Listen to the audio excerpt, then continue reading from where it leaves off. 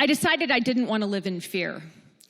And so on November 9th, the day after the US election, I deleted all of my social media apps. I don't know how many other people did the same thing. But as I've talked to a number of people, this was something in which I was not alone.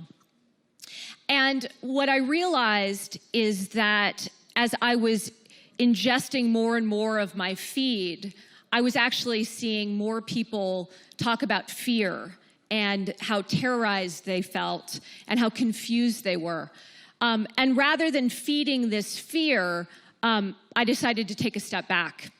Because for me, this isn't a moment to be terrified or fearful. This is actually a moment to be curious.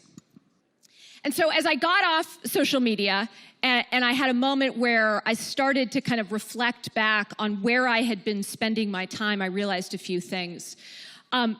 One, I realized that I had replaced real relationships with people and people I cared about with the theater of posting.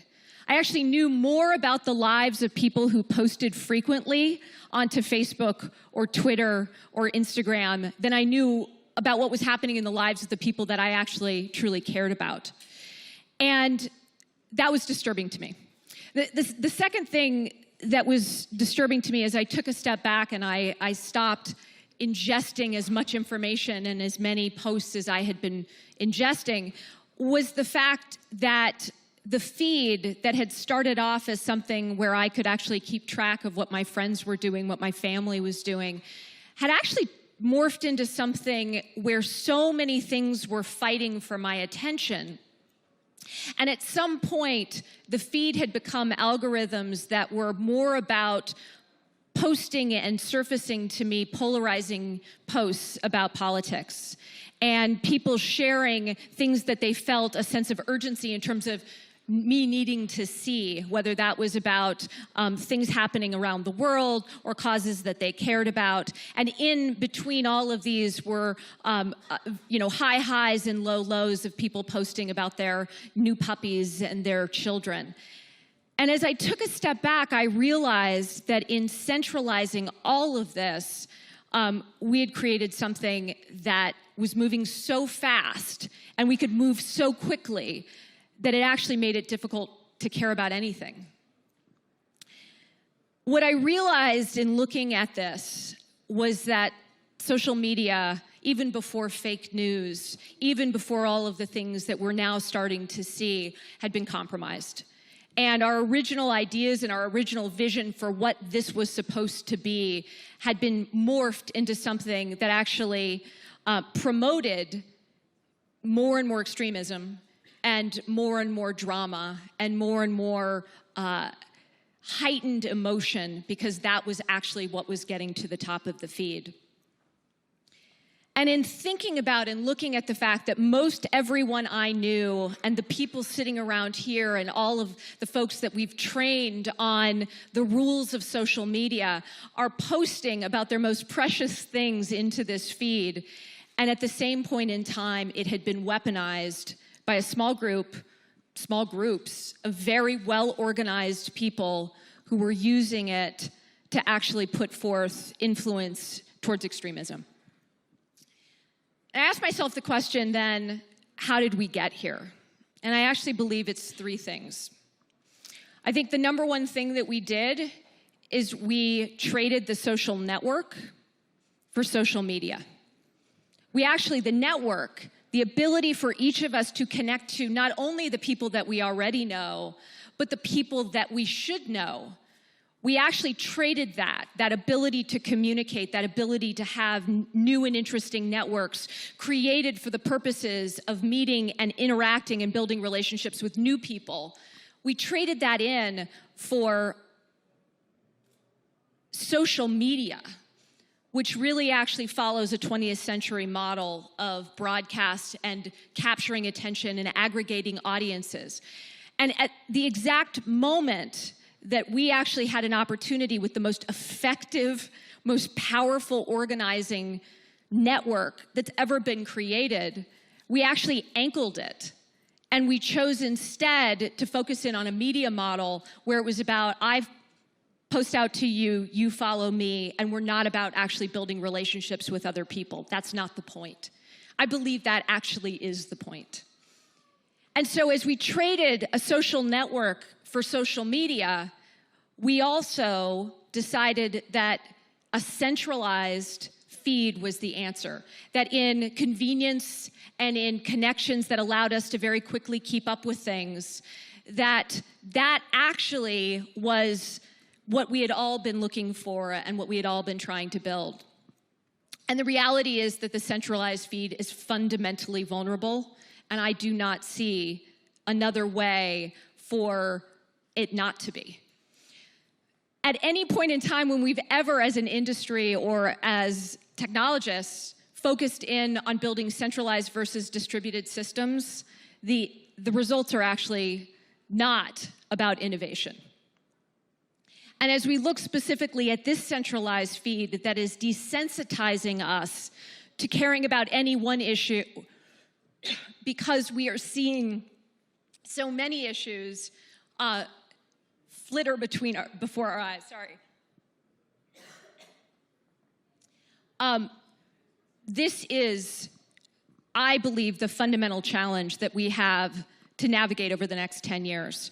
Because the last thing that we did is, while we put this in place, and very quickly and very subtly, the feed and the algorithm has actually promoted more and more drama and extremism at the expense of the people that we care about, desensitizing us to any one issue because we can't care about all of them. We as an industry moved on.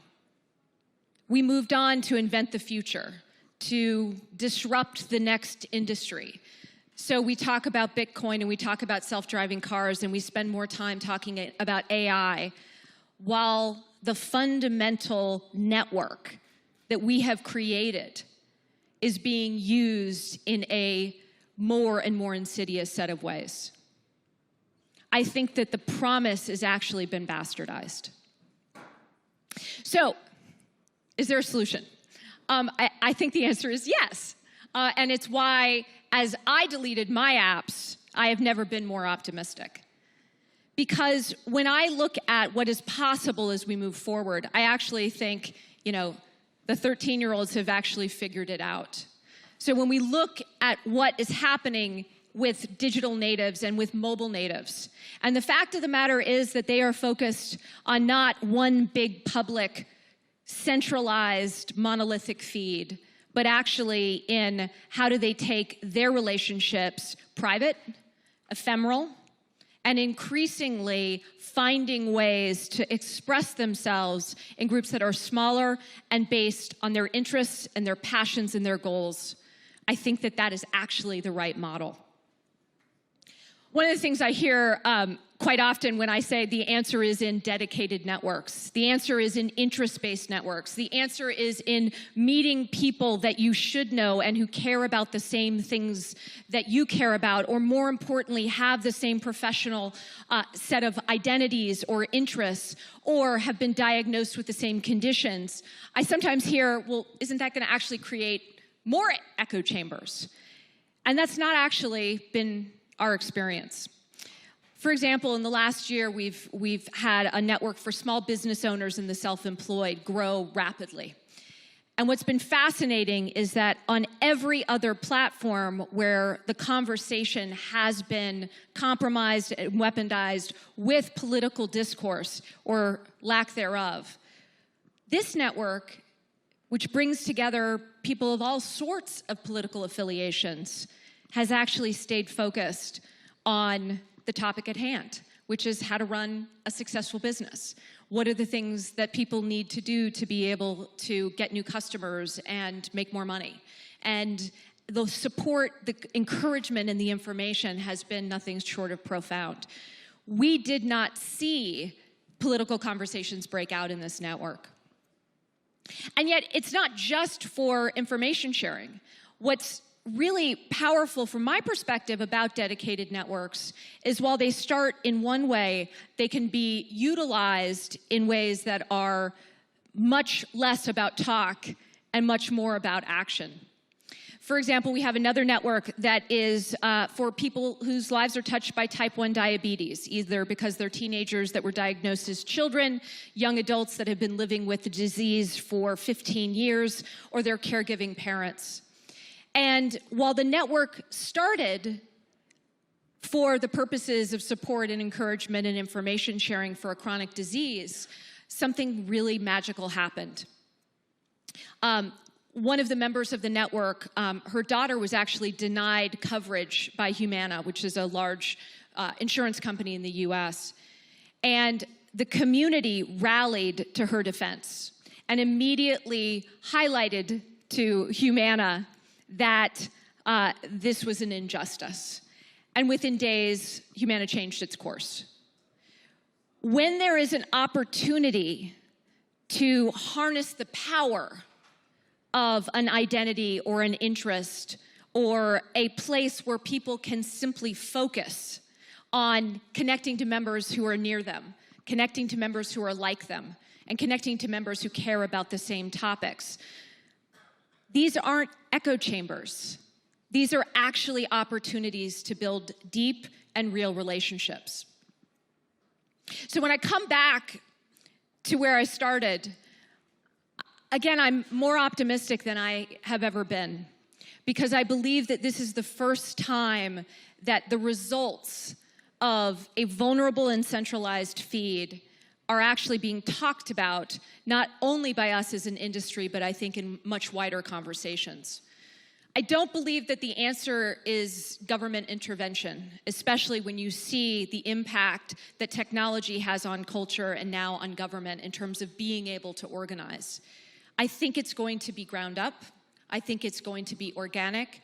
And I think it's going to be about people realizing and taking the same path that I've taken in the last 3 months to recognize and realize that when we talk and we don't act, that well-organized, well-orchestrated group of people that are seeking to influence in very negative ways our social networks, that they win. When we are afraid and we're posting about our fear, they win. When we choose to talk over choosing to act, they win. When we look at and react to every single manufactured outrage and manufactured incident, we lose. And I don't think, and I don't believe, that is why we have all worked as hard as we've worked to create new and powerful technologies that connect people all around the world. And I believe that we will, through moving networks into a distributed system, choosing dedicated networks over one centralized, one-size-fits-all feed, by moving more conversations private, by moving more conversations to simply dedicated but remaining public, that we will find new connections, new opportunities, and fundamentally, significantly more resilience to a small group of bad actors being able to have a global impact on institutions, on the economy, and on fundamentally people's sentiments about the world around them. And I know that it's a fight, and I know that it's an opportunity that I'm certainly happy and honored to be a part of.